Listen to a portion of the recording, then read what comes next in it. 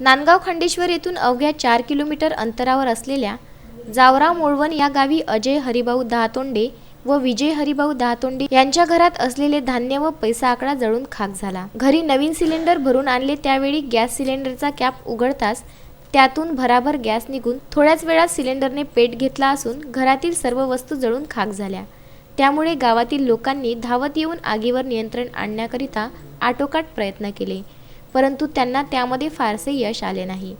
म्हणून तहसील प्रशासनाने घटनेचा पंचनामा करून नुकसान भरपाई देण्याकरिता प्रशासनाकडून तात्काळ मदत घेऊन नुकसान झालेल्या व्यक्तीचा लाभ मिळवून देऊन त्यांना न्याय देण्याचा प्रयत्न प्रशासनाने तसेच गॅस एजन्सी धारकाने पाठपुरावा करून नुकसान भरपाई द्यावी, त्याकरिता तलाठी यांनी नुकसानीचा पंचनामा करावा व लाभार्थ्यांच्या हातात तात्काळ मदत देण्यात यावी।